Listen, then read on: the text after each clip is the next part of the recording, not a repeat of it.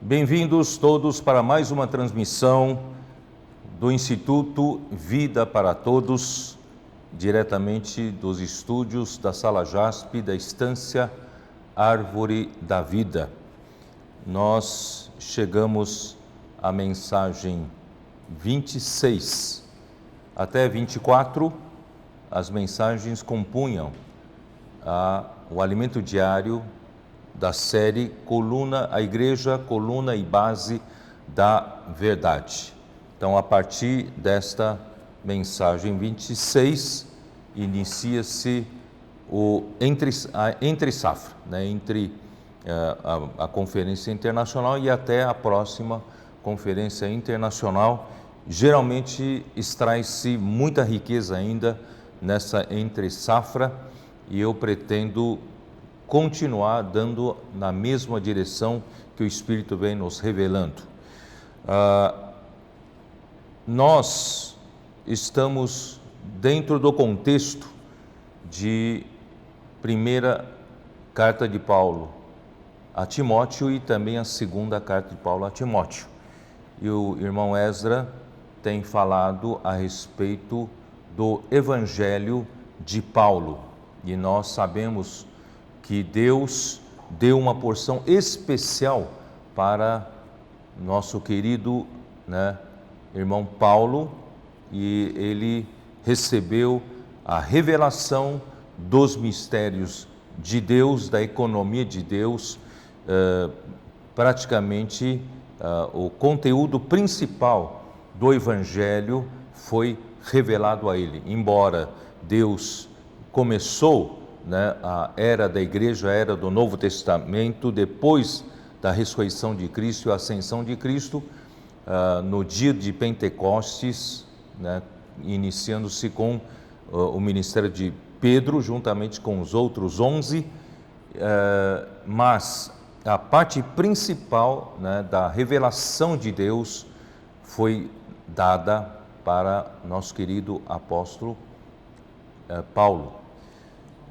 Todavia, esse evangelho que Paulo pregava era um evangelho completo, não era uma religião, não era uma organização religiosa, mas ele pregava a um Deus vivo.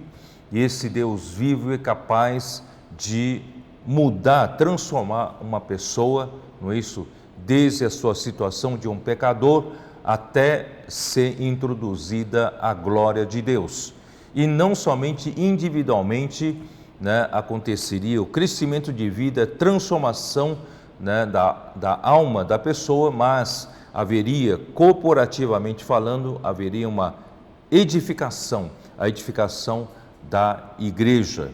E já no final do ministério de Paulo, como nós vimos, tanto em primeira carta ao Timóteo como segunda carta a Timóteo, nós vimos que já havia penetrada várias filosofias, vários ensinamentos diferentes, e com isso entrou uma mistura, certo, do cristianismo puro com essas diferentes palavras, filosofias, e mais tarde, mais para o final do primeiro século, com o nosso querido também apóstolo João, houve mais ainda na introdução de heresias e filosofias, de ensinamentos gnósticos, etc, etc.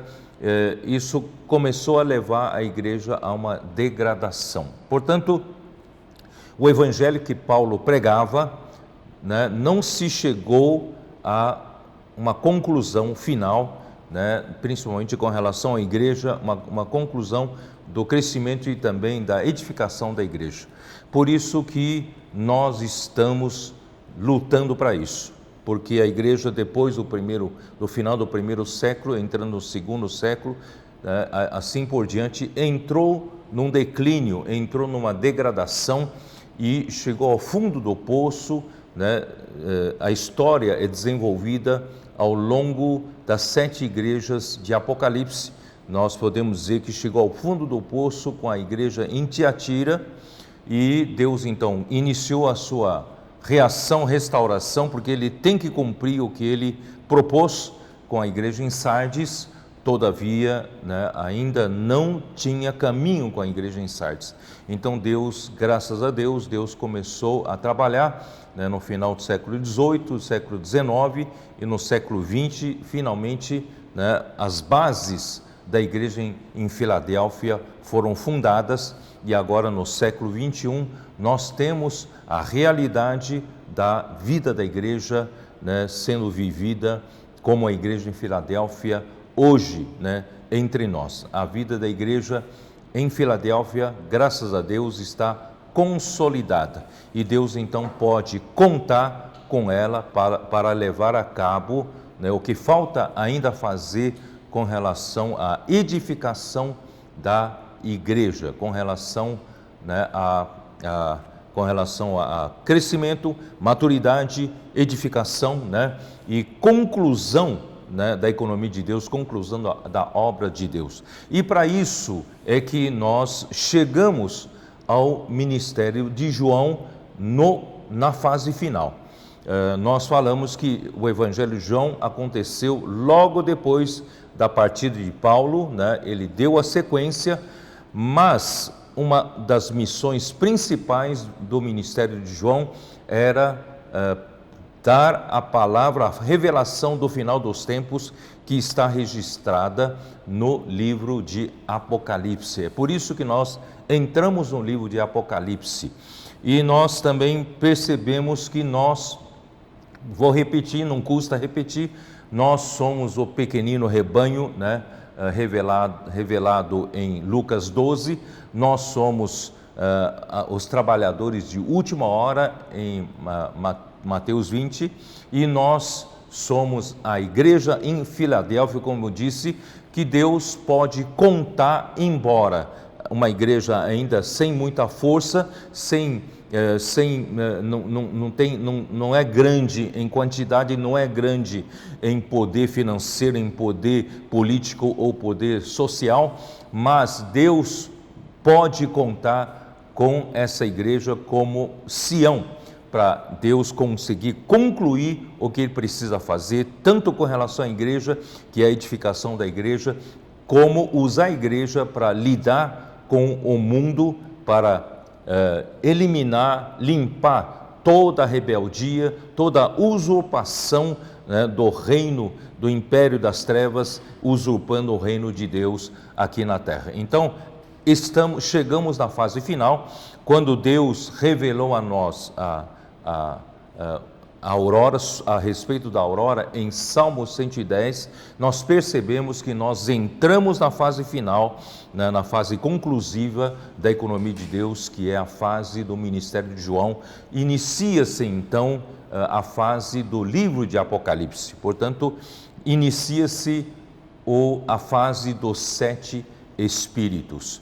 E falando dos 7 Espíritos, nós levamos os irmãos a ver Zacarias 3 e Zacarias 4, porque aí é que começa a referência com relação ao número 7, né? Então, na mensagem 24 e 23, 24, 22, 24, muito rapidamente, né, eu tinha que falar tudo o que precisava falar, pelo menos não podendo aprofundar, porque precisaria aparecer, né, em alimento diário, era a última mensagem do alimento diário, precisava ser registrado. Então, hoje eu tenho um pouquinho mais de tempo, vou detalhar um pouquinho mais, tá bom? Então, em Zacarias 3 mostra que Deus ainda, né, ele precisa cuidar da igreja. Então Josué foi escolhido para ser o sumo sacerdote na era da restauração do templo em Jerusalém. Então, o templo, por causa do cativeiro babilônico, né, o templo foi destruído pela Babilônia e os reis foram levados cativos, portanto, não havia mais realeza, não havia mais a casa do Senhor, não havia mais o sacerdócio. Mas depois de 70 anos de cativeiro, Deus então cumpre a sua palavra, ele levanta o rei Ciro, rei da Pérsia, para baixar um decreto permitindo que o povo de Judá que quisesse voltar para Jerusalém para a reconstrução do seu templo, que estava destruído, poderia voltar. E assim voltaram aproximadamente 50 mil pessoas, com Zorobabel, né, como governador de Judá, e Josué como o sumo sacerdote. E Josué como sumo sacerdote representa Cristo como sumo sacerdote. Só que Josué estava na linha do sumo sacerdócio de Arão, da ordem de Arão. Mas o Cristo, ele é sumo sacerdote, foi nomeado sumo sacerdote, conforme vimos no livro de Hebreus, segundo a ordem de Melquisedeque, porque a ordem, né, de Arão é tomado dentre os homens, ele também é pecador como os demais, ele teria que oferecer sacrifícios pelos seus próprios pecados e pelos pecados do povo. Mas Cristo, ele não tinha pecado, ele não precisava oferecer sacrifícios pelos seus pecados, ele mesmo se fez e se tornou o sacrifício do pecado, ele fez a propiciação por nossa causa, e o seu sacerdócio é para sempre. E não somente precisamos de sacerdócio para fazer a conclusão final da restauração do templo do Senhor, que hoje seria a restauração da igreja. Deus precisa concluir a igreja, essa era da igreja, concluir com a edificação da igreja. Estamos indo nessa direção. A igreja precisa ser preparada, tornar-se a igreja gloriosa, pronta para se casar com Cristo. A igreja que eu estou me referindo, não a igreja na sua totalidade, todos os membros da igreja, não. Deus conta com os que estão, né, em Sião, os que estão lutando pelo reino de Deus, aqueles que se dispuserem, né, a restaurar, como esses 50 mil que voltaram para Judá, voltaram para Jerusalém, né? Eles deixaram a Babilônia e estão em Jerusalém edificando. E nós queremos ser esse povo para a reedificação, né, da casa de Deus, que é a igreja, e torná-la uma igreja gloriosa, para que Cristo possa casar-se com a igreja gloriosa nas bodas do Cordeiro e se juntar, né, a igreja se juntar a Cristo para a luta, né, um só exército, para derrotar o exército do anticristo, do falso profeta e das nações que seguirem a anticristo. E por fim, né, o governo humano será derrotado e o reino de Cristo finalmente será, né, estabelecido, e nós entraremos na fase do milênio. Então, esse é um plano, né, é uma visão panorâmica do que está acontecendo.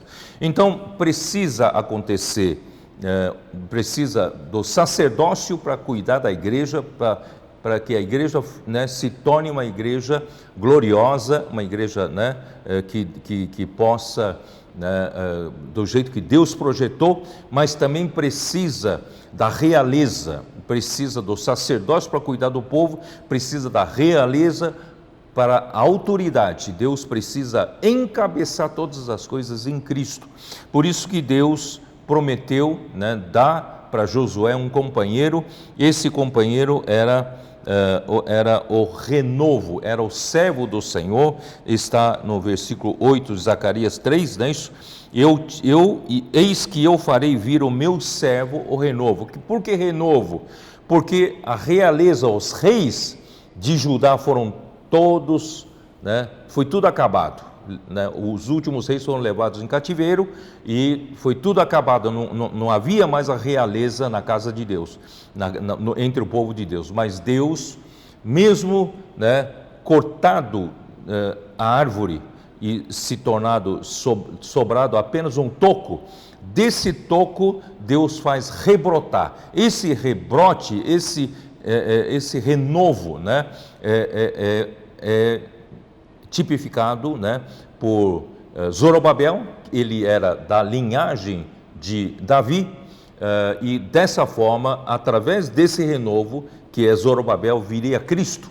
Cristo é o verdadeiro renovo, né, trazendo o reino, a realeza de Davi, né, para a terra, graças ao Senhor. Portanto, em Zacarias 4, nós vemos que quando se junta, né, quando se junta a realeza, no capítulo 6 de Zacarias, versículo 13, ele mesmo edificará o templo do Senhor e será revestido de glória, assentar-se-á no seu trono e dominará, será sacerdote no seu trono e reinará perfeita união entre ambos os ofícios. Quando se juntam, né, o sacerdócio com a realeza, havendo a união desses dois ofícios, Deus conseguirá concluir a sua obra da edificação da igreja e também resolver todas as pendências aqui na terra. Por isso que Zorobabel é importante,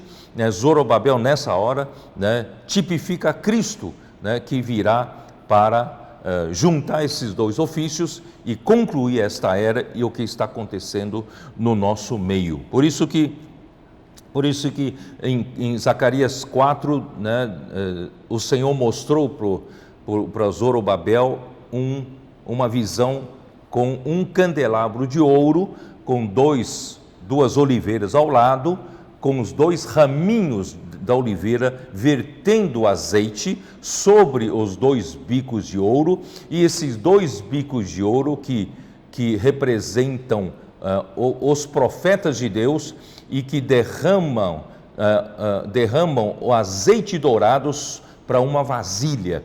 E essa vasilha, para mim, né, a minha maneira de ver, essa vasilha representa a liderança da igreja do Senhor, das igrejas do Senhor. São servos que são os anjos, os mensageiros das igrejas que realmente brilham, né, nessa era das trevas. Não importa título, mas importa a função, importa a realidade. Se você é aquele que está desfrutando da palavra profética, você é aquele que pratica a palavra profética, você é um desses mensageiros que compõe o vaso. Esse vaso de azeite distribui através dos 7 tubos as 7 lâmpadas, né, desse candelabro de ouro. Existe uma versão que diz que são 7 tubos para cada lâmpada, então são 7 vezes 7, são 49 tubos.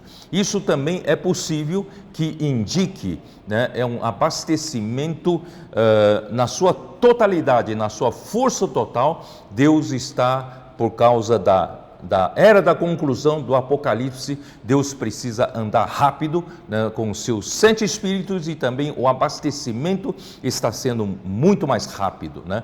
Então, graças a Deus, né, nós estamos, por causa desse um ano em que estamos alinhando as igrejas com a palavra profética, né, e isso fez com que as igrejas, graças ao Senhor, estão entendendo que a palavra profética não vem de homem, a palavra profética vem de Deus, e é o azeite dourado que Deus derrama, né, por meio dos 2 bicos de ouro, derrama sobre o vaso, né? Esse vaso são a liderança real, né, das igrejas, e estão distribuindo, alimentando as igrejas, alimentando os seus membros com a palavra profética, com azeite dourado, porque a palavra do Senhor, Jesus disse para, né, os judeus em João 6,63, as minhas palavras são espírito e são vida, e o espírito é azeite.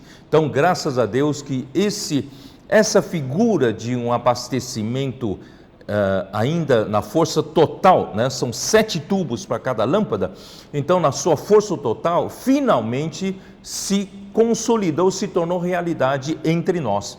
É por isso que eu digo que nós entramos na era do Apocalipse, uma vez essa figura é realidade entre nós. Deus está fazendo com que todas as igrejas, né, se alimentem, se alinhem e se direcionam, né, pela palavra profética, e realmente o Senhor está fazendo acontecer as coisas. Ontem nós tivemos um Avança Jovem, embora estamos num momento muito difícil, ainda um pico, né, da pandemia, mas mesmo assim, quem não pôde sair pela restrição do governo, né, fizeram a colportagem dinâmica digital, e quem pôde sair, né, nós vimos que muitas igrejas saíram, muitos jovens saíram, foi uma coisa impressionante, porque quem que faz isso? Nenhum homem tem capacidade, eu não tenho essa capacidade, Ezra não tem essa capacidade, não temos essa capacidade, mas o Espírito,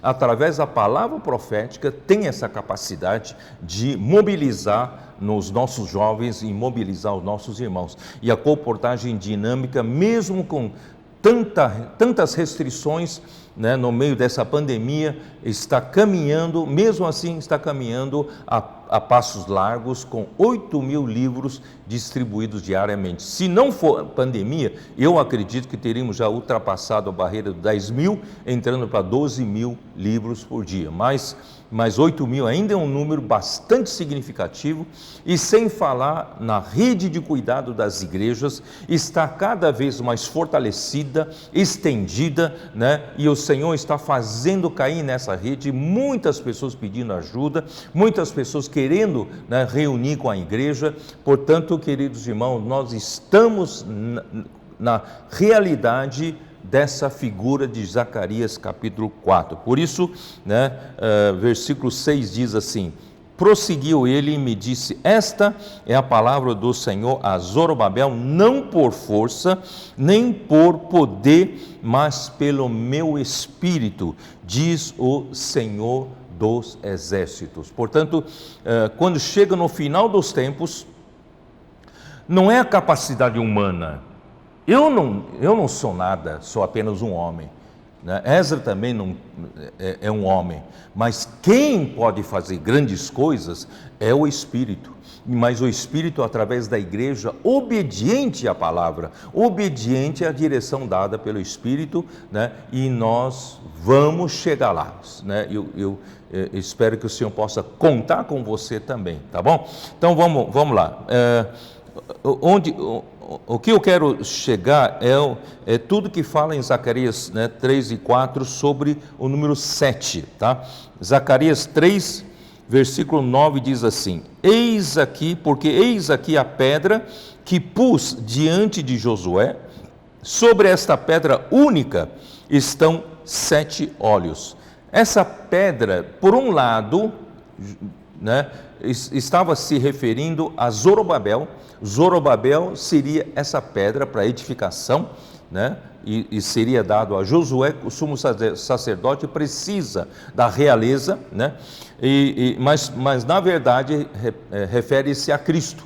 Cristo é a pedra que os construtores, os judeus, né, rejeitaram, mas Deus pôs por pedra angular. Eu li vários versículos já, acho que na mensagem 24, tá? Não vou ler hoje, mas assim, sobre esta pedra única estão 7 olhos, irmãos, 7 olhos.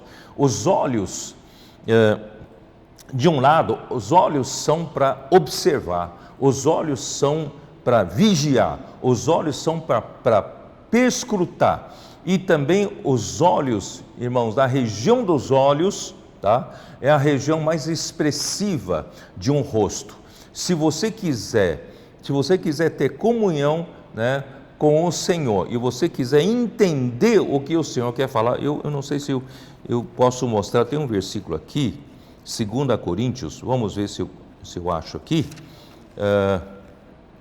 2 Coríntios, no versículo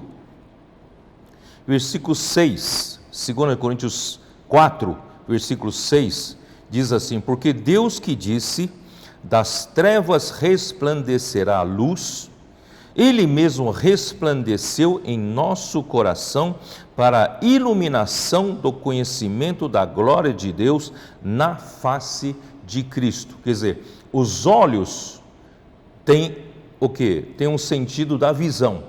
E a visão só tem sentido, você só consegue captar a visão com a iluminação, com a luz. Se não houver luz, a visão não capta nada, tá? Então nós precisamos da luz de Deus, precisamos da iluminação do conhecimento da glória de Deus para poder captar a imagem.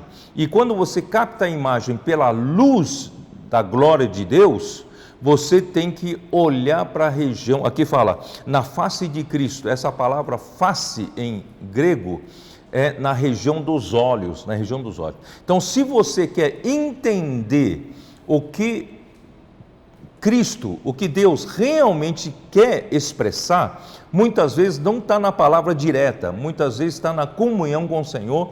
Então você precisa aprender a olhar para a região dos olhos, né? Por exemplo, pessoas muito íntimas, né, na convivência de muitos anos, basta olhar uma para a outra na região dos olhos, já terá entendido se a pessoa está triste, se a pessoa está alegre, né, o que a pessoa quer, o que a pessoa não quer, tá? Então nós precisamos aprender a olhar para a região dos olhos de Cristo.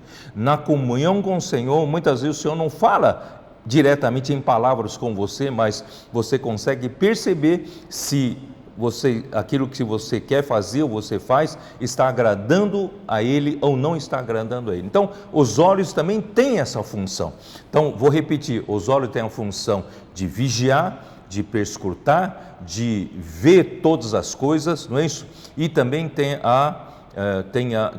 a função de transmitir o que quer, transmitir, né, a nós o que Deus realmente quer, tá bom? Então são 7 olhos, 7 é o número da completude, na sua totalidade. Então Deus, Ele está de um lado, né, usando Cristo como essa pedra, e nessa pedra há 7 olhos. Essa pedra é pedra para edificação. Portanto, o que eu disse, pelo Evangelho de Paulo, que Paulo pregou, Evangelho completo, todavia, não se completou a edificação da igreja, não se completou a obra toda descrita no Evangelho de Paulo, né, que Ezra falou na sexta-feira. Então, cabe a nós concluirmos essa obra. Para concluir essa obra, nós temos a pedra que tem 7 olhos. A pedra, né, que é Cristo, né, ele é uma pedra que tem olhos, que vigia, que olha, que perscruta, né, vê toda a situação de uma maneira clara e ainda entende, né, o coração de Deus, a vontade de Deus. Então, esses são 7 olhos. E esses 7 olhos estão aqui no... aqui, ó, Senhor Jesus. Está em Zacarias 4, versículo 10, né? Pois quem despreza o dia dos humildes começos, esse alegrar-se-á vendo o prumo na mão de Zorobabel. Aqueles 7 olhos da pedra são os olhos do Senhor que percorrem toda a terra. Então, graças a Deus, nada passa desapercebido, né, aos olhos do Senhor, porque são 7 olhos e que percorrem, né, toda a terra, e que são 7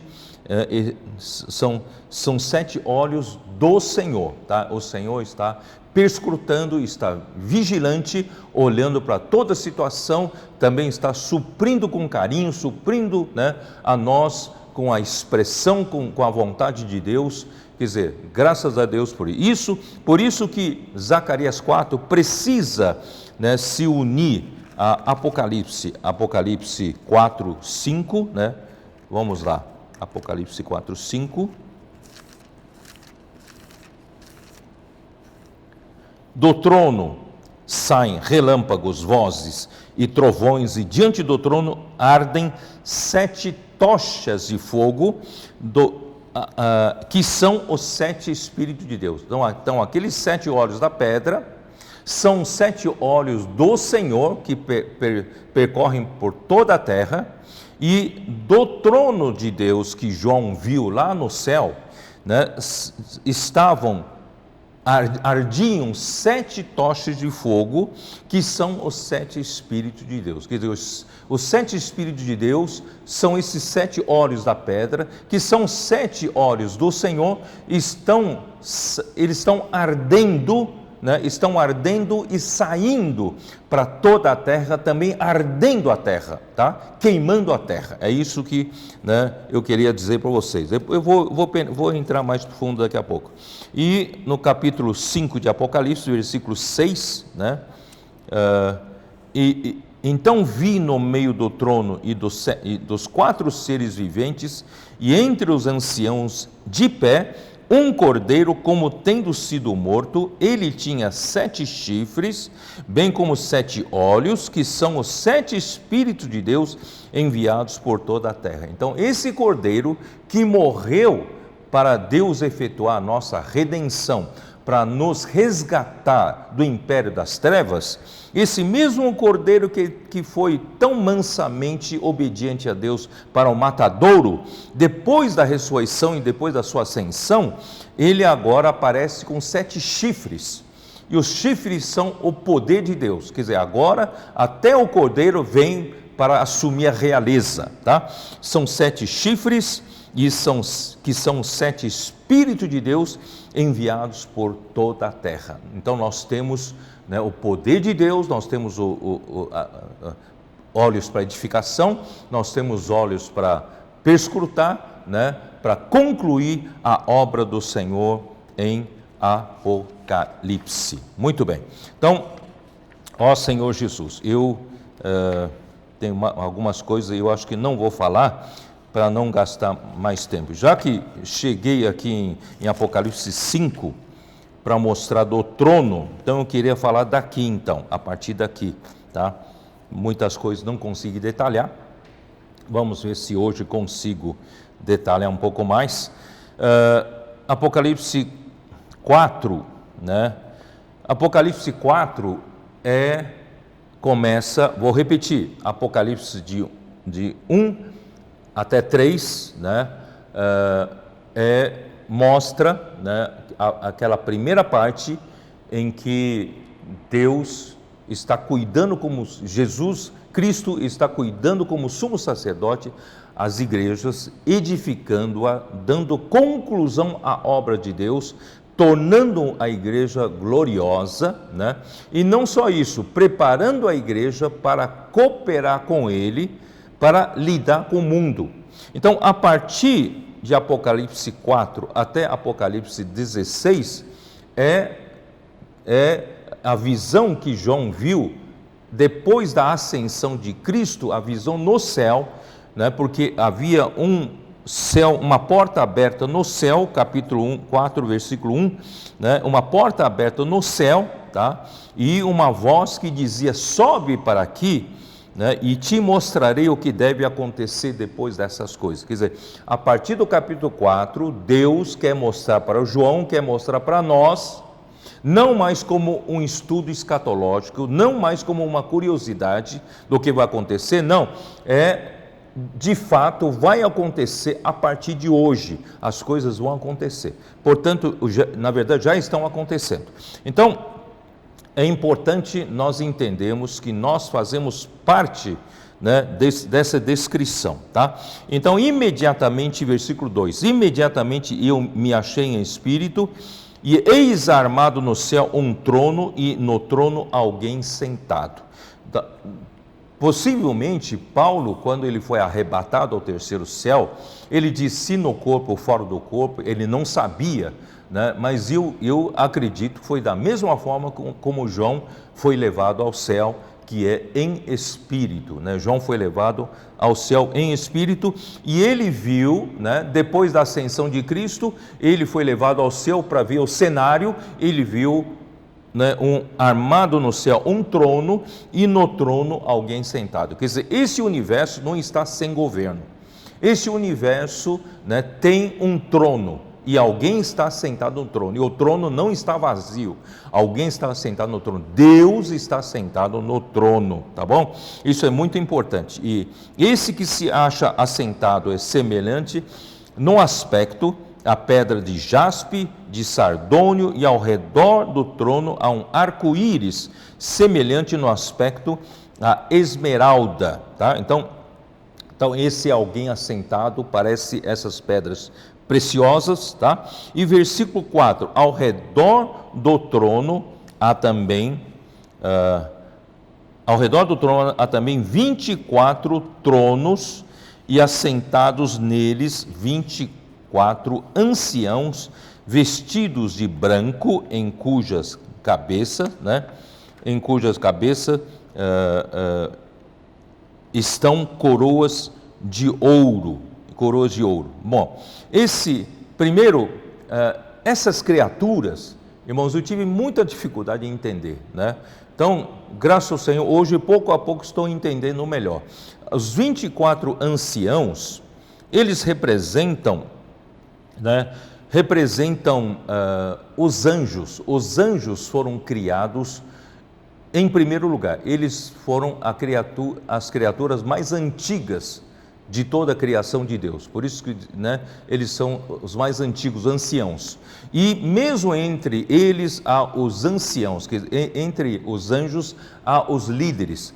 E eles dividem-se em turno, por isso que falam 24. Toda vez que falam em 24, são 24 turnos, né? Um dia tem 24 horas, então são 24 turnos. Os levitas, os sacerdotes, os cantores, né? Os 288 cantores eram divididos em 24 turnos, tá? Então, assim, eles são como sacerdote de Deus.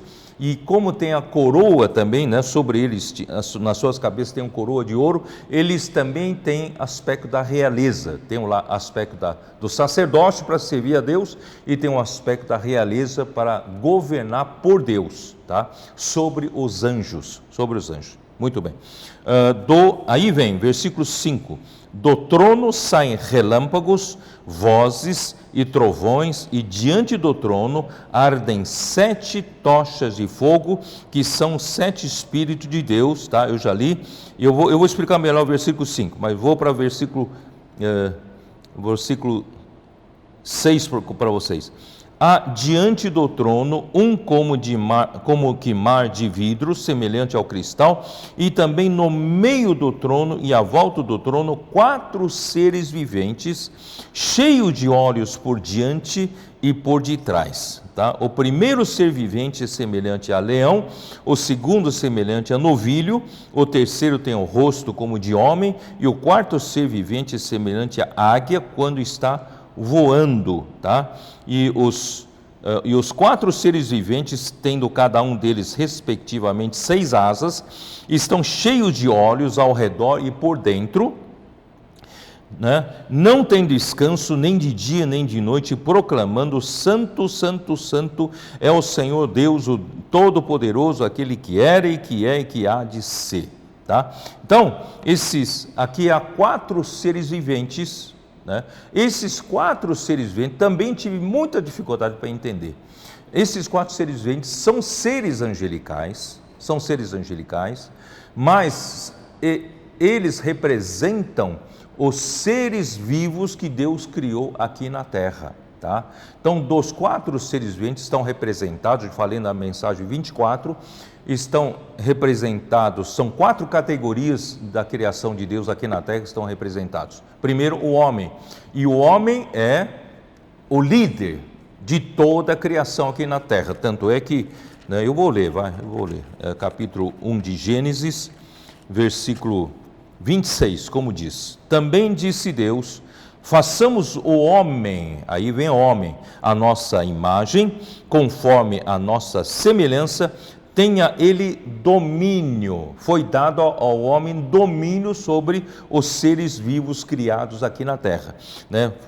Tenha ele domínio sobre os peixes do mar, sobre as aves dos céus, sobre os animais domésticos e sobre toda a terra e sobre todos os répteis que rastejam pela terra. Muito bem.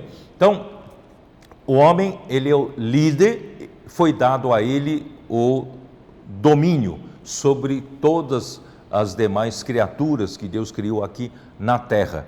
E o segundo animal aqui representado, né, aqui está na segundo, né, tem um rosto, o primeiro tem um rosto de leão, né, segundo de novilho, terceiro de homem, quarto é águia. Então, leão, né, representa os animais selváticos, novilho representa os animais domésticos, e o homem é o líder, né, que tem o papel de dominar sobre tudo. E o quarto é a águia quando está voando. Eu vou explicar isso melhor. A águia quando está voando. Então aqui tem representado animais selváticos, animais domésticos, o homem e também as aves. Os répteis não estão representados porque o réptil principal, a serpente, representa a Satanás. E os animais marinhos não existirão porque no novo céu, nova terra, nova Jerusalém, não haverá mar. Portanto, são esses 4 itens. Depois eu vou explicar um pouco melhor sobre isso. Então, só quero mostrar para vocês que tem 4 seres viventes que estão diante do trono, né, e ao redor do trono, e eles representam os seres vivos aqui na terra, e o homem é quem domina sobre eles, tá? Bom, eu vou voltar para o versículo 5. Do trono saem relâmpagos, vozes e trovões, e diante do trono ardem 7 tochas de fogo, que são os 7 Espíritos de Deus, tá? Eu expliquei um pouquinho, né, na mensagem 24, eu pretendo aprofundar um pouquinho aqui, tá? Por que aqui fala que do trono saem relâmpagos, vozes e trovões, né? E diante do trono ardiam 7 tochas de fogo, que são os 7 Espíritos de Deus? Eu acredito que o homem consegue descrever, né, dependendo da cultura que o homem tem, dependendo da ciência que o homem tem com relação, né, aos fatos, como ele vê aos fatos. Portanto, o que os homens tinham naquele tempo, não havia descoberto ainda a eletricidade, como fazia o uso da eletricidade. Então, o que o homem podia observar é na natureza, né, esses fenômenos, né, elétricos acontecem na natureza. No dia de chuva, acontecem relâmpagos, acontecem trovões. Então, o que se consegue descrever com relação ao trono de Deus é através do que o homem conseguia, né, observar na natureza. Muito bem. Isso, mas eu expliquei na semana passada como surgem, né, como se originam os relâmpagos. Os relâmpagos, vamos voltar a falar um pouco de física. Quando você tem uma nuvem, vou falar de uma nuvem, um corpo muito carregado, eletricamente carregado, ou uma nuvem, né, muito carregada eletricamente,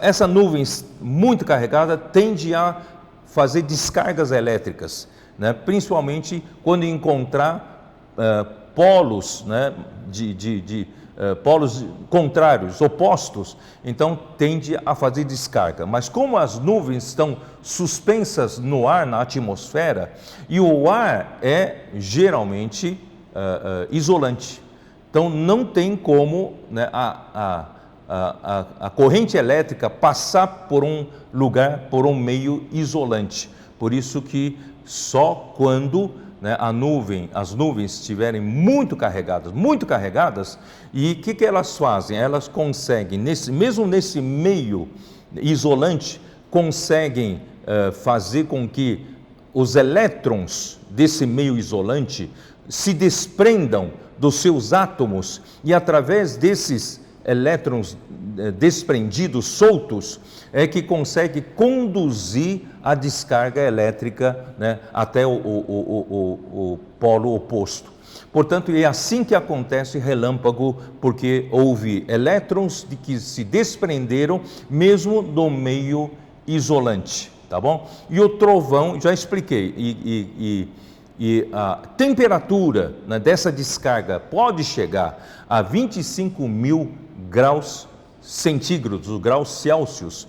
É muito quente, é muito quente. E isso dá um clarão que nós chamamos de relâmpagos, e também pela alta temperatura, por onde passa, né, esse relâmpago, aquece o ar de repente, né, violentamente, aí acontece uma explosão na expansão rápida do ar, aí vem o trovão. Esses são os fenômenos produzidos pela descarga elétrica, tá? Então primeiro eu quero dizer para vocês, Deus, ele é a própria fonte de energia. Toda energia que nós vimos aqui no universo, ele é a fonte. O que nós vemos aqui são as sombras, são as coisas físicas acontecendo, mas ele é a fonte da energia espiritual, celestial, né? E que tem nessas coisas físicas a sua sombra do que ele seja. Então a energia aqui é representada pela energia elétrica, mas eu diria que ele é toda sorte de energia. Pode ter energia nuclear, né? A fusão nuclear é que produz toda a energia fornecida pelo Sol a nós, tanto luz como calor, né? É a fusão nuclear. E a energia do campo magnético, e nós na verdade nem entramos nisso ainda, a energia magnética também é violenta. Então assim, Deus na verdade, para mim, ele é a fonte de toda energia, toda energia. Então Deus tem muita energia para dar, nós é que somos refratários a ele. Né? Nós, como esse ar que está em volta, né, das nuvens, nós somos isolantes, principalmente depois que o homem caiu, né? O homem se tornou um homem pecador, e a nossa alma, né, se tornou, a nossa vida da alma, né, formou um ego dentro de nós, e tudo isso em nós é refratário, né, a essa energia chegar até nós. Então nós somos isolantes, como pecadores, como homens caídos, como velha criação e como velho homem. Mas Deus, ele tem jeito, quando a carga dele é tão alta, que ele consegue em nós desprender alguns elétrons para ele poder fazer a sua descarga em nós, tá? Então eu vou ler com vocês Isaías 57. Senhor Jesus, o nosso coração é duro, nós não deixamos a energia de Deus entrar em nós, mas tem um jeito. Isaías 57, versículo 15. Porque assim diz o alto, o sublime, que habita a eternidade, o qual tem o nome de santo, habito no alto e santo lugar, mas habito também com o contrito e abatido de espírito, para vivificar o espírito dos abatidos e vivificar o coração dos contritos. O homem duro na queda, o homem é isolante a Deus, a tudo que Deus quer dar para o homem, e o homem é refratário à energia que Deus quer transmitir para o homem, a vida que Deus quer dar para o homem. Mas em algum momento o Senhor pode quebrantar-nos no meio de uma situação, no meio de um momento difícil, né, em que nós não encontramos saída, nós choramos, nós ficamos com o coração contrito, nos sentimos abatidos, nos sentimos humilhados, né, nos sentimos humildes, e nessa hora os elétrons, claro que eu estou falando aplicação espiritual, né? Os elétrons desses átomos que eram isolantes começam a se soltar, e esses elétrons que começam a se soltar dá lugar para um caminho da descarga da corrente elétrica. Então Deus consegue, através de um coração compungido, coração contrito, um coração abatido, Deus então consegue descarregar, né, a sua energia para nós, que é a sua vida, a sua palavra. Então eu aplico isso aos nossos irmãos colportores dinâmicos e também Avança Jovem, irmãos das igrejas, que estão orando com as pessoas nas ruas.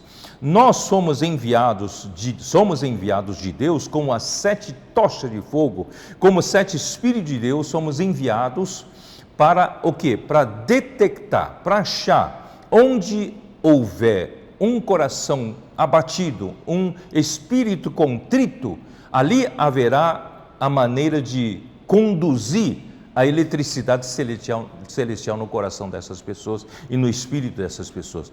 Muitas vezes as pessoas estão quebrantadas, as pessoas estão em falência, desesperadas, tanto na questão de casamento como na questão de emprego ou na questão da existência. Quer dizer, a pessoa está angustiada, a pessoa está pedindo ajuda, porque o Espírito, Deus fez com que criasse uma situação que essa pessoa estava em condição de espírito contrito e abatido. E assim acontece a condução. Deus então consegue tirar esse isolamento, essa condição refratária, e consegue conduzir a eletricidade para dentro dessas pessoas. Portanto, queridos irmãos, Deus quer transmitir sua energia até nós.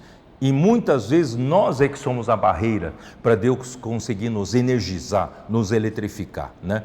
Então, precisamos limpar o nosso coração, aquele coração soberbo, aquele coração que acha que tem tudo, sabe tudo, né? Precisa ser quebrantado, precisamos ser humilhados para que Deus tenha caminho em nós, para Ele poder conduzir toda a energia, toda a vida, toda a luz, todo alimento, suprimento, né, para dentro de nós e toda a sua realidade. Muito bem. Então, falando sobre isso, eu vou então entrar para Ezequiel. Vamos lá para Ezequiel? Ó Senhor Jesus, livro de Ezequiel, capítulo 1.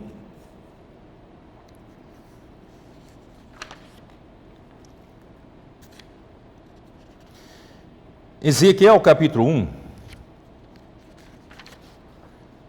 mostra que Ezequiel, se você olhar para a versão King James atualizada, versículo 1, ele vai dizer para você que era no 5º dia do 4º mês do meu 30º ano, quer dizer, quando ele completou 30 anos de idade, Ezequiel completou 30 anos de idade, né? Eu, o sacerdote, né, Ezequiel, filho de Buzi, vivia na Babilônia, às margens do rio Quebar, junto com os judeus que haviam sido levados para lá, expatriados e prisioneiros. E aconteceu que os céus se abriram e eu tive visões de Deus. Quer dizer, Ezequiel era um sacerdote, só que um sacerdote sem templo não pode exercer o seu ofício. Então Deus usou Ezequiel, que era sacerdote, como um profeta, tá? Então o livro de Ezequiel foi escrito por um que seria sacerdote, mas ele estaria sem função, sem o templo, mas ele foi usado para Deus mostrar as visões no céu, para ele profetizar para o povo que estava em cativeiro babilônico. Portanto, irmãos, a igreja no primeiro século, com o evangelho de Paulo, né, com o ministério de João, né, foi levado a uma situação aparentemente muito esperançosa, mas com a degradação caiu num profundo poço. Mas graças a Deus, Deus está restaurando, assim como Deus, em Ezequiel, ele veio dar uma palavra de ânimo de que Deus vai começar a atuar e vai começar a trabalhar, né, no meio dessa situação caótica do cativeiro babilônico. Graças a Deus nós já saímos disso, mas nós precisamos entender como Deus trabalha, tá bom? Então vamos lá. no versículo 4, vamos lá para o versículo 4. Olhei e eis que um vento tempestuoso vinha do norte e Irmãos, primeiro eu quero dizer para vocês que Ezequiel é mais um dos livros difíceis de se entender, né? Eu já falei para vocês que eu considero, por exemplo, o livro de Hebreus era um livro muito difícil de se entender e o Senhor abriu para nós. E outro livro que na sequência nós estamos vendo, o livro de Apocalipse, é um livro muito difícil de entender. E o Senhor está começando a abrir para nós. E outro livro considero muito, muito difícil para entender é Ezequiel, né? E o Senhor também está começando a abrir para nós. Portanto, queridos irmãos, nós temos que louvar o Senhor que para o que Ele quer fazer no final dos tempos, usar a sua igreja nesse momento da aurora, Ele está abrindo, né, essas revelações tremendas para nós, mas não é só para adquirirmos conhecimento, é para que nós possamos, né, seguir naquilo que Ele planejou e nós juntamente, né, pela ajuda do Espírito, concluímos essa era, a vontade de Deus que está para fazer, Deus está para fazer, tá bom? Então vamos lá, olhei, versículo 4, olhei e eis que um vento tempestuoso vinha do norte, e uma grande nuvem, com fogo a revolver-se e resplendor ao redor dela, e no meio disto, uma coisa como metal brilhante que saía do meio do fogo. Irmãos, isso é muito interessante, isso comprova tudo que nós estamos falando, né? Que primeiro vinha do norte um vento tempestuoso, tá? Na versão King James atualizada, fala, então olhei e contemplei uma terrível tempestade que se aproximava vindo do norte, quer dizer, uma terrível tempestade, né? E aqui em João Ferreira de Almeida, um vento tempestuoso. Vocês se lembram que no dia de Pentecostes, enquanto eles oravam, né, chegou, né, um som de um vento tempestuoso, tá? E encheu o lugar onde eles estavam e desceu, né, o Espírito como língua de fogo, pousou sobre cada um deles. Então a vinda, né, do Senhor, né, a vinda de Deus é como a vinda de um vento tempestuoso, tá? E que vinha do norte. Norte é onde está o trono de Deus, norte é o lugar de Deus, onde Deus está. E uma grande nuvem, a nuvem geralmente representa a presença de Deus. Toda vez que a nuvem pousava sobre a tenda da congregação no tempo de Moisés, ou a nuvem pousava sobre o Monte Sião, ali a presença de Deus pousava, a presença de Deus chegava. Então a nuvem representa a presença de Deus. Mas a nuvem, essa nuvem com a presença de Deus, não tem como segurar, porque Deus é fogo. Então, dentro dessa nuvem tinha fogo a revolver-se, né, e resplendor ao redor dela, tal, vou voltar para King James atualizada. Uma nuvem enorme com relâmpagos e raios intensos. Veja bem, aqui fala de relâmpagos e raios de novo, intensos, cercada por forte luz brilhante. O centro do fogo, quer dizer, então aí é fogo, o centro do fogo parecia metal reluzente. Então aquela nuvem tinha fogo, né? Nesse fogo havia raios, havia relâmpagos, tá? E cercado de uma luz brilhante. Na verdade era fogo, e no meio do fogo, no centro do fogo, parecia um metal reluzente. Esse metal reluzente, eu já falei para vocês, eu posso traduzir como a fonte de elétron. A fonte de elétron, quer dizer, é que naquele tempo não havia esse vocabulário eletricidade, tá? Mas esse elétron desenvolveu-se, daí que provém a palavra eletricidade, tá bom? Então, Deus aqui prova, mais uma vez, que a chegada de Deus ele chega com a nuvem, ele chega com vento tempestuoso, ele chega com raios, chega com relâmpago, chega com fogo, chega como essa fonte de elétron, quer dizer, é a energia, ele é a fonte de energia elétrica e toda forma de energia. Deus, ele é cheio de, ele é a fonte dessa energia total, tá? E o fogo representa o que ele é. Então, João Ferreira de Almeida diz uma coisa como metal brilhante que saía do meio do fogo, tá? Então, do meio dessa nuvem saía a semelhança de 4 seres viventes cuja aparência era esta: tinham a semelhança de homem. Cada um tinha 4 rostos, como também 4 asas. De Apocalipse 4, os 4 viventes tinham 6 asas. E de Ezequiel 1, os 4 seres viventes, cada um tinha 4 asas. Tá? Tinha 4 asas. As suas pernas eram direitas, a planta de cujos pés era como a de um bezerro, que era uma planta plana, tá? Cujos pés eram como a de um bezerro e luzia como o brilho de bronze polido. Bronze é sempre, né, julgamento de Deus por meio do fogo, aprovação, né, refinamento de Deus por meio do fogo. Então, esses seres viventes têm um andar provado por Deus, né, já julgado por Deus. Tá? Debaixo das asas tinham mãos de homens aos 4 lados, assim todos os 4 tinham rostos e asas. Estas se uniam uma à outra, não se viravam quando iam, cada qual andava para a sua frente. Então, os 4 seres viventes, eu pedi para a nossa ilustradora fazer, não deu para ela fazer, mas eu vou tentar ilustrar, tá? Como tem aí. Tá bom, então parece que conseguiu fazer.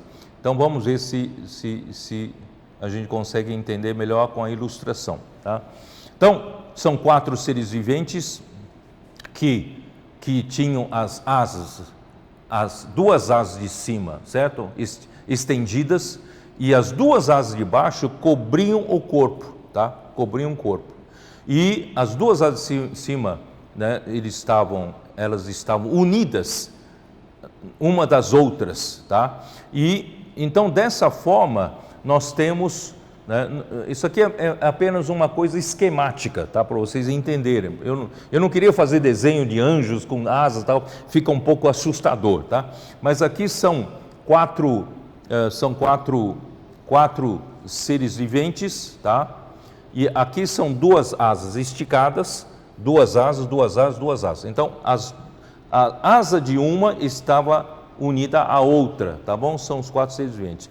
E cada qual, tá? Aí vou continuar lendo ali, eles têm de frente o rosto de homem, tá? O rosto de homem, de homem, de homem, de homem, tá?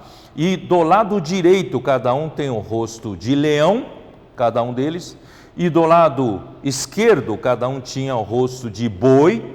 Lá em Apocalipse foi traduzido para novilho. E por trás tem o rosto de águia, tá? Então, só que eu fiz questão de ressaltar em Apocalipse 4, aqui fala águia, mas era águia como se estivesse voando. Então, essa águia, rosto de águia aqui, não está olhando para trás, não estão olhando um para o outro, mas esse rosto da águia é como uma águia que está voando com uma visão panorâmica para frente também, tá? Então, essas aqui não estão voltadas para trás, mas estão atrás, mas com a visão, né, panorâmica para frente. E esses 4 seres viventes não se viravam para andar, eles andavam para frente, quer dizer, eles andavam em conjunto. Se precisar ir para a frente desse ser vivente, os 4 iam. Se é para em frente de outro, eles iam, quer dizer, eles não se viravam, eles andavam em conjunto. Não sei se vocês conseguem entender. Por isso que eles andam em zigue-zague, como se fosse uma eletricidade, porque eles conseguem, né, eles andam sempre em conjunto. Versículo 10 de 1 Ezequiel 1, a forma de seus rostos era como o de homem, à direita os 4 tinham rosto de leão, à esquerda rosto de boi e também rosto de águia, todos os 4, mas a águia não fica olhando para trás, olhando um para o outro não, uma águia para outra, mas essa águia é a águia como se estivesse voando, então consegue ter uma visão panorâmica de cima, tá? Então, assim eram os 4 rostos. Suas asas se abriam em cima, cada ser tinha 2 asas, unidas cada uma a do outro, outras 2 cobriam o corpo deles, e cada qual andava para sua frente, para onde o Espírito havia de ir, iam e não se viravam quando iam. Quer dizer, todos os 4 andavam em conjunto, né? Quando chega a minha vez de ir para frente, todos me seguem, né? Se do ser vivente da minha direita ir para frente, todos seguem, tá? Então, em todas as direções, você, na verdade, você vê todos os rostos, né, dos 4 seres viventes. Muito bem, o que significa isso? De um lado, significa que representam todos os seres vivos aqui na Terra né, dominado pelo homem. O homem tem a liderança. Mas, por outro lado, quero mostrar para vocês que em livro de Mateus, o Evangelho de Mateus, ali retrata nosso Senhor Jesus como rei. Como rei. Ali é o livro que mais fala do reino dos céus. E como rei, é representado por leão, a realeza, tá? E no livro de Marcos, nós temos alguém, né, como servo, tá? Alguém que não sabe de outra coisa, não tem sequer genealogia, ele está aí para ser escravo, para ser servo. E isso é um novilho, um boi. Nosso Senhor Jesus veio aqui só para fazer, é um servo para fazer a obra de Deus. Ele não está aqui para fazer seu próprio nome, a sua fama, a sua própria obra, não, ele está aqui para servir a Deus. Ele é como um boi. E no livro de Lucas está aí um homem, né? Ele era um homem e ali tinha toda a sua genealogia, seu nascimento, né? Sua juventude, infância, tal, está registrado. E no livro de João estava ali, né, Jesus Cristo como Deus, então como águia. Então, esses 4 animais também representam os 4 aspectos do nosso Senhor Jesus, que estão refletidos também em nós. Nós, da nova criação, nós temos esses 4 aspectos refletidos em nós. Nós também somos um homem criado à imagem de Deus, nós também temos a realeza como leão, nós também trabalhamos como servo, sem buscar a nossa fama, buscar a nossa glória, somos servos de Deus, e também nós temos uma visão de águia, né, visão que Deus tem, pelo Espírito de Deus, né, e pela visão que Deus nos dá, nós enxergamos as coisas de cima para baixo, né, de uma forma panorâmica. Então, esses são os 4 seres viventes. Muito bem. Então, versículo 15, né, detalhando um pouco mais, vi os seres... eu não li ainda o versículo 13, né, perdão. Vamos ler versículo 12, vai. Cada qual andava para sua frente, para onde o Espírito havia de ir, iam, não se viravam quando iam. Quer dizer, os 4 seres viventes não tinham liberdade para seguir onde quisessem. Eles tinham que ir onde o Espírito ia, tá? Isso é muito importante.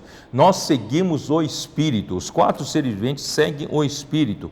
Versículo 13, o aspecto dos seres viventes era como carvão em brasa, a semelhança de tochas. O fogo corria resplendente por entre os seres e dele saíam relâmpagos. Então, os 4 seres viventes, eles tinham um aspecto de carvão em brasa, eles estão como metal derretido, né? Estão em brasa, e a semelhança de tocha de fogo. Por isso que aquelas 7 tochas de fogo que ardem diante do trono de Deus, tem essa semelhança de seres viventes como tocha de fogo, né? E o fogo corria resplendente por entre os seres, como metal derretido, né? E deles saíam relâmpagos, tinha campo elétrico, tinha energia, tá? E os seres viventes zigue-zagueavam à semelhança de relâmpagos, iam a uma velocidade muito rápida, né? Como eletricidade, zigue-zague. Por que zigue-zague? Você precisa encontrar os de coração contrito. Não sei se eu consegui fazer você entender. Um relâmpago propaga-se onde ele consegue achar os elétrons soltos. Por isso que ele tem o formato de zigue-zague, porque ele vai procurando o caminho onde tem elétrons desprendidos dos átomos. Então, nós vamos procurando aqueles que foram preparados pelo Espírito, estão com o coração abatido, contrito, né? Estão abertos para o trabalhar do Senhor. Então nós também zigue-zagueamos, achando essas pessoas e resgatando essas pessoas para Deus.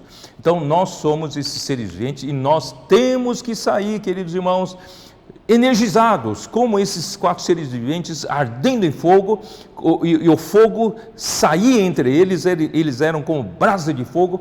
Nós temos que estar cheio de energia de Deus, cheio de eletricidade, andando como relâmpagos, tá? Isso é muito importante. Nesse final dos tempos, queridos irmãos, não podemos mais ficar apáticos, sabe?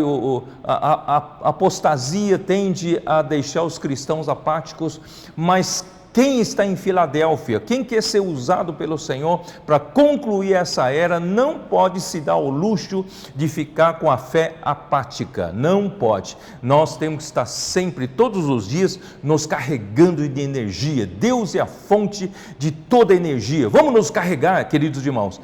Carregue pela fé. Essa semana passada, um jovem me disse: eu não sei porque eu não estou sentindo muito Deus, não estou sentindo muita coisa, eu estou meio frio, estou meio apático. Eu falei para ele: não vá pelos seus sentimentos, vai pela fé. Exercite a sua fé, né, que você vai tocar na energia, tocar em Deus. Então não é para você sentir. Se você jovem está dizendo: eu não estou sentindo muita coisa, não vai pelos seus sentimentos, vai pela fé. Você precisa ser energizado, você precisa ser como esses seres viventes em brasa viva e como metal derretido, e você precisa andar como relâmpagos, zigue-zagueando, procurando as pessoas para Deus resgatar, as almas para Deus resgatar, tá bom? Versículo 15: vi os seres viventes, e eis que havia uma roda na terra, ao lado de cada um deles. O aspecto das rodas e a sua estrutura eram brilhantes como um berilo, tinham as 4 a mesma aparência, cujo aspecto e estrutura eram como se estivesse uma roda dentro da outra. Andando elas, podiam ir em 4 direções, não se viravam quando iam, e as suas cambotas eram altas. Cambotas são as rodas maiores, né? Então tem uma roda maior e uma roda menor. Tá? As suas cambotas eram altas e metiam medo, e nas 4 rodas as mesmas eram cheias de olhos ao redor. Andando os seres viventes, andavam as rodas ao lado deles. Elevando-se eles, também elas se elevavam. Quer dizer, os 4 seres viventes não andam só num plano bidimensional. Eles estão no espaço, andam no plano, no espaço tridimensional, tá? E para onde o Espírito queria ir, iam, porque o Espírito os impelia, e as rodas se elevavam juntamente com eles, porque nelas havia o Espírito dos seres viventes. Irmãos, esse versículo é muito importante.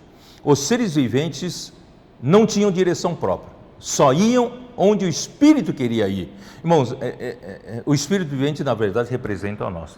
Nós devemos ser totalmente guiados pelo Espírito, né?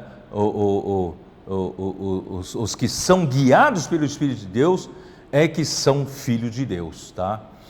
Então nós só que onde o Espírito nos guia, se nós obedecemos o Espírito e nós vamos, as rodas nos seguem. Quer dizer, nós promovemos o mover de Deus. Deus se move, a obra de Deus é executada, né? A vontade de Deus é feita. Então é muito importante os seres viventes seguirem o Espírito e as rodas seguem. E a roda menor é o mover que cada um promove dentro do mover grande, do mover da roda grande. E a roda maior é a economia macroeconômica de Deus seguindo adiante, né, diante do movimento que cada um está fazendo. Tá? Então isso é muito importante. Andando, versículo 22, sobre a cabeça dos seres viventes havia algo semelhante ao firmamento como cristal, brilhante, que metia medo, estendido por sobre a sua cabeça. Quer dizer, sobre os 4 seres viventes havia uma coisa parecida com o céu, tá? E debaixo desse firmamento estavam estendidas as suas asas, a de um em direção ao do outro. Cada um tinha, né, outras 2 asas com que cobria o corpo de um e de outro lado. Andando eles, viu o tatalar das asas, como o rugido de muitas águas, como a voz do Onipotente. Ouviu o estrondo tumultuoso como o tropel de um exército. Parando eles, abaixavam as asas. Queridos irmãos, eu não sei como expressar para vocês. Se esses 4 seres viventes, né, andarem de acordo com o Espírito, Deus então consegue executar a sua obra. O mover de Deus segue adiante. E o que as pessoas vão ouvir é um ruído de muitas águas e vão ouvir a voz do Onipotente. Através da sua igreja, movendo-se segundo o Espírito, o mundo vai ouvir a voz do Onipotente, e um estrondo tumultuoso como o tropel de um exército. Nós então seremos um exército, não só executando a vontade de Deus, nós estaremos junto com Deus, lidando com essa terra, lidando com esse mundo, dando um destino a esse mundo rebelde, tá bom? Veio uma voz de cima do firmamento que estava sobre a sua cabeça. Parando eles, abaixavam as asas. Quando parava, abaixavam as asas. Por cima do firmamento, né, tinha uma espécie de um céu em cima dos 4 viventes, mas em cima desse firmamento que estavam sobre a sua cabeça havia algo semelhante a um trono, como uma safira. E sobre esta espécie de trono estava sentada uma figura semelhante a um homem. Quer dizer, em cima dos 4 seres viventes tinha um céu, em cima desse céu estava um trono, e nesse trono estava assentado um semelhante a um homem. Quer dizer, Cristo, ele está comandando o movimento dos 4 seres viventes, ele está no trono. Vi-a como metal brilhante, como fogo ao redor dela, desde os seus lombos daí para cima, e desde os seus lombos e daí para baixo, via como fogo e um resplendor ao redor dela. Quer dizer, é fogo para cima da cintura e o fogo para baixo da cintura. Esse Filho do Homem é fogo, é energia. Deus é essa energia, Deus é esse fogo, Deus é cheio de energia, cheio de fogo, ardendo em fogo. Nós como seres viventes aqui na terra, irmãos, representados por esses 4 seres viventes, para nós concluirmos o que falta fazer na era do Apocalipse, Deus precisa de nós, seguindo os movimentos desses 4 seres viventes. Bom, versículo 28. Como o aspecto do arco que aparece na nuvem em dia de chuva, assim era o resplendor em redor.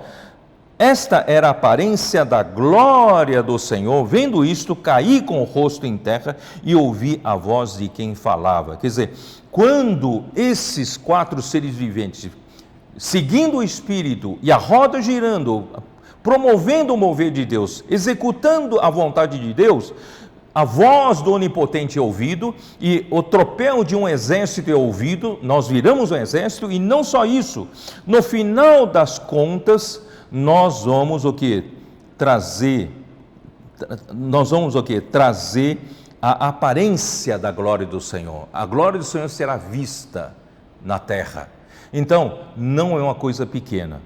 Eu queria usar os últimos minutos para mostrar para vocês a correspondência entre os 4 seres viventes no céu, porque essa figura toda que eu descrevi está no céu, e tem a ver conosco aqui na terra, tá? Então vamos abrir a nossa Bíblia em Mateus 16, tá?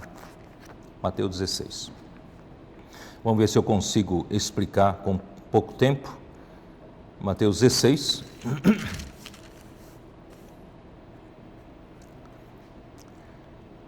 Jesus então pergunta aos seus discípulos: quem diz o povo ser o Filho do Homem? Está no versículo 13.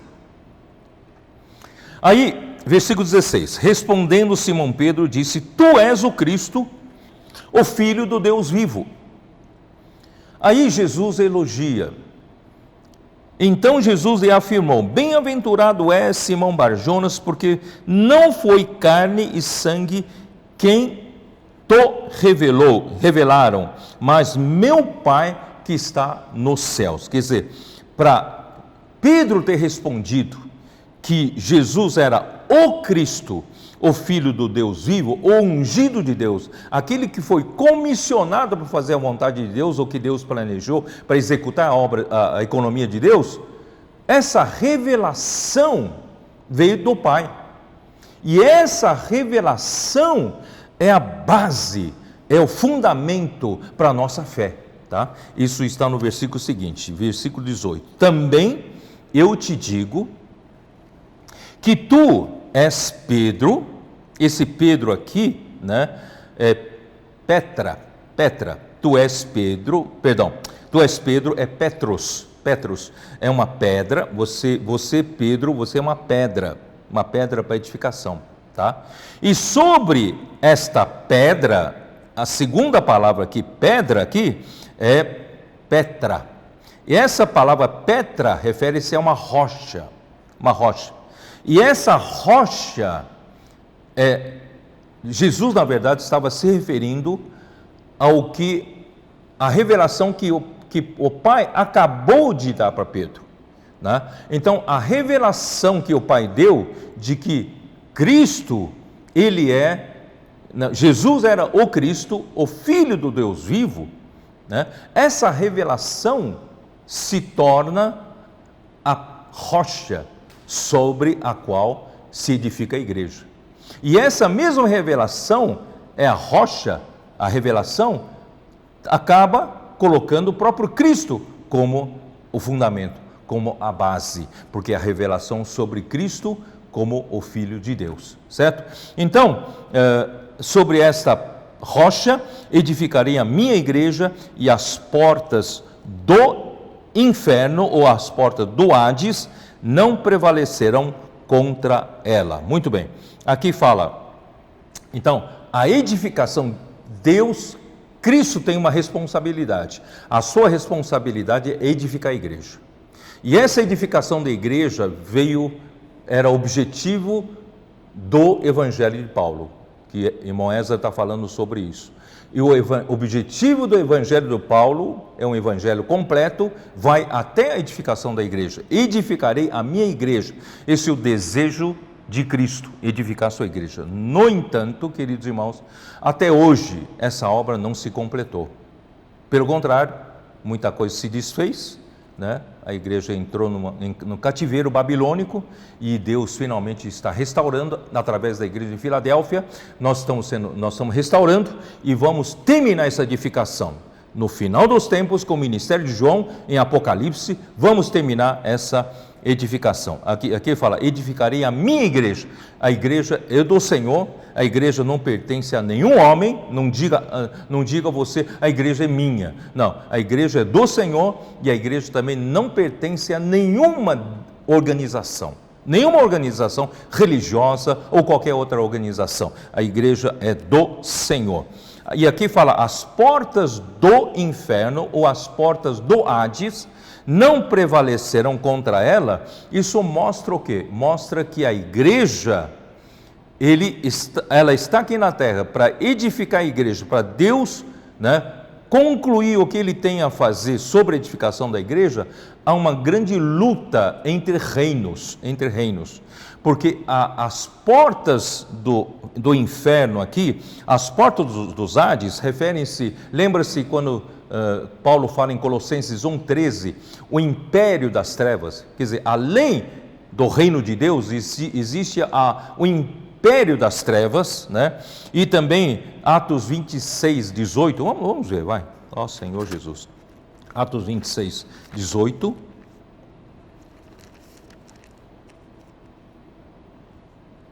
para lhes abrir os olhos e os converteres das trevas para a luz e da potestade de Satanás para Deus, a fim de que recebam eles remissão de pecados, né?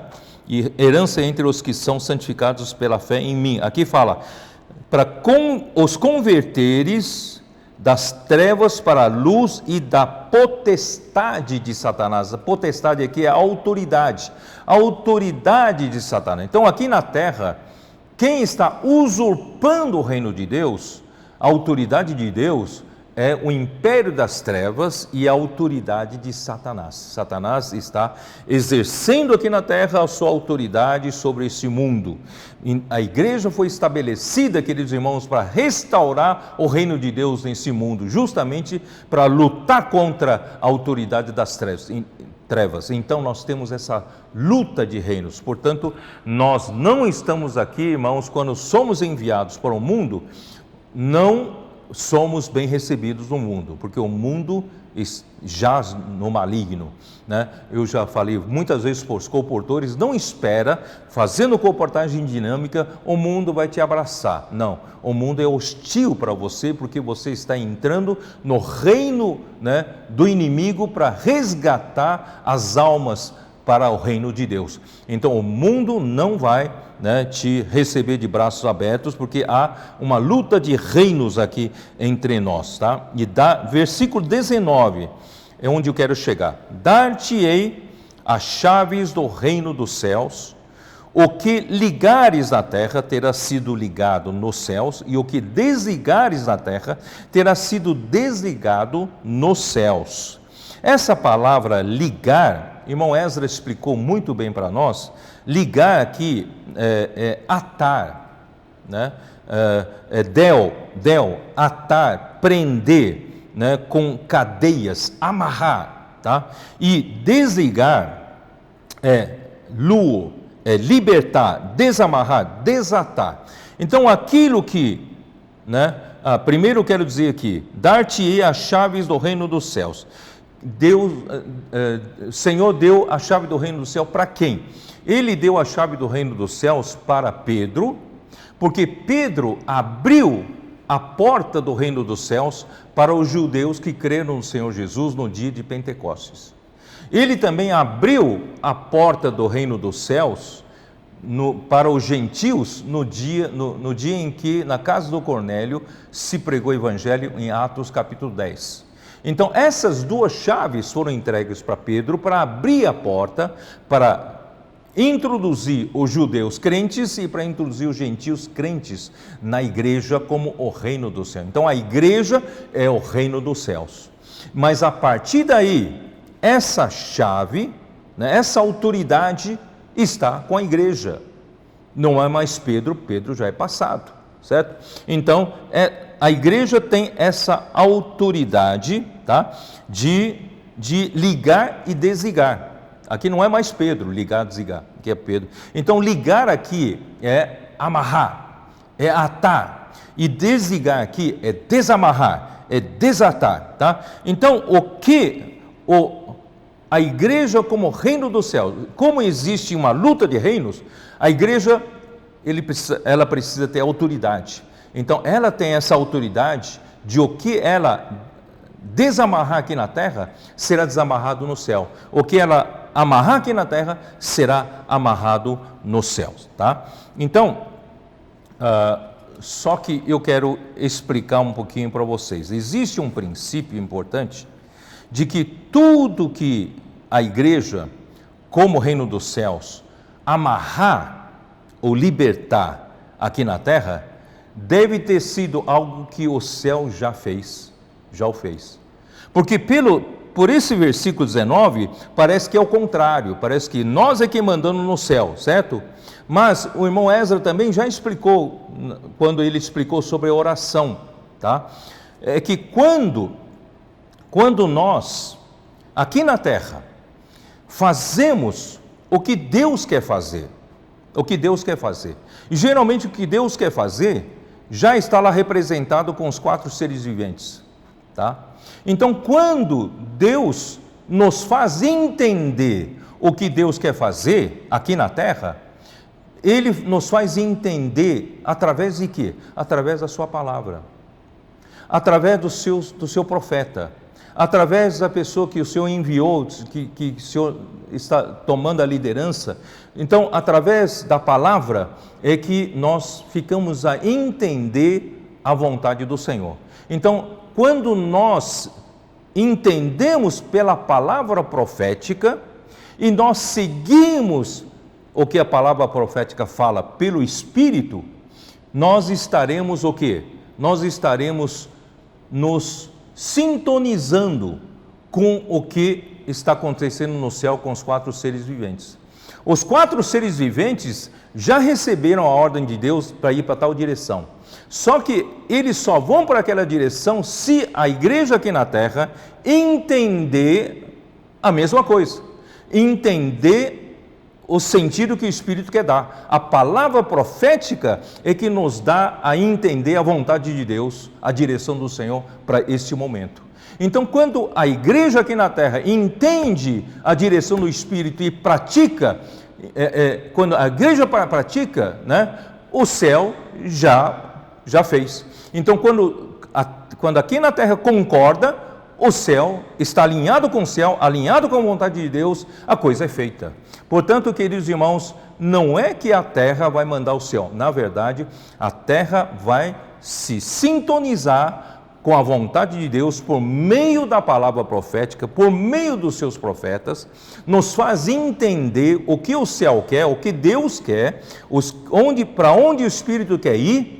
Então a igreja segue. Quando a igreja segue, é porque os seres viventes ali em cima, né, no céu, já está seguindo. Então nós somos nós nos movemos juntos, tá? Então Deus consegue fazer a sua vontade, tá? Então eu não tenho mais tempo para... hoje eu vou procurar terminar, né, no horário. Queridos irmãos, isso é tão importante, eu não sei como explicar, parece ser difícil de entender, mas isso é tão importante para o tempo final. Eu e você, queridos irmãos, nós somos esses seres que precisam ser eletrizados, precisam ser energizados. Nós precisamos viver uma vida cristã como um carvão em brasa. Nós não podemos nos deixar, né, nos esfriar. Mesmo que você diga, mas eu não estou sentindo nada, não vá pelos seus sentimentos. Exercite teu espírito, exercite tua fé, para você estar incandescente, você está queimando carvão em brasa, como os 4 seres viventes. Tudo que os 4 seres viventes são, irmãos, nós devemos ser o espelho, nós devemos ser iguais a eles. Então, Deus é essa fonte de energia enorme nesse universo, e Deus quer nos dar essa energia para energizar os outros. Então, nós somos encarregados de ir às ruas, levar essa energia. Nós vamos para o meio refratário, um meio isolante, mas no meio isolante nós vamos achar um ou outro de coração abatido, de espírito contrito, e estão com elétrons soltos, e nós vamos conduzir a energia de Deus, a eletricidade, para dentro do coração dessas pessoas. É por isso que eu ouvi testemunho nessa semana, né, a pessoa falou assim, eu posso orar por você? E a pessoa respondeu, você pode orar, mas eu quero que você saiba que eu sou muçulmano, eu não sou muito afeito a essas coisas não. Aí o irmão orou. Quando o irmão orou, ele falou, puxa vida, quando você orou, você é diferente. Quando você orou, alguma coisa bateu aqui dentro de mim. Irmão, sabe que alguma coisa bateu? É a energia que passou para ele. Então, aí não só ele aceitou a oração, agradeceu a oração, ele adquiriu 10 kits, e dos 10 kits ele ficou com 3 e mandou distribuir 7 para os seus funcionários. Portanto, irmãos, nós somos esses seres, como esses seres viventes, enviados para a rua. É uma luta de reinos, né? Não, vou repetir, nas ruas nós não vamos ser bem recebidos, mas graças a Deus nós procuramos pessoas de espírito contrito e espírito abatido. Nós encontramos pessoas que estão prontas para receber a energia de Deus, a eletricidade de Deus, para energizá-lo, e melhor ainda, nós queremos trazê-los para a igreja, né? Na igreja nós temos essa tomada ligada a todo o tempo, né? Nós temos a energia elétrica, a energia de Deus em todo o tempo, e nós vamos preparar essas pessoas também para serem vencedoras, tá bom? Irmãos, Deus então abençoe vocês. Eu também quero terminar dizendo, né, lamento também pelas perdas que nós tivemos, né, pela Covid e por algumas fatalidades que aconteceram também entre nós. Que o Senhor possa consolar, né, a todos, e também pedimos para os irmãos tomarem todo o cuidado possível, né? Nós estamos em outro pico, segundo pico maior ainda do que o primeiro. Vamos tomar cuidado, vamos zelar, né, pela nossa saúde e também pelos nossos. Vamos orar pelos nossos comportores, e eu creio que eles são blindados, mas eles também não podem facilitar, eles têm que cumprir todos os protocolos, e também tem as nossas orações como respaldo deles. Se eu posso aguardar, continuarem nas ruas, porque esse trabalho de encontrar pessoas de coração contrito não pode parar. O Evangelho de Deus tem que continuar, e a edificação de Deus também tem que continuar, né? Não podemos parar, porque nós estamos no meio desse processo. Que o Evangelho de Paulo possa concluir um dia mais cedo, né, através da igreja em Filadélfia, na era do Apocalipse. Então, Deus abençoe a todas as famílias, Deus abençoe você. Amém.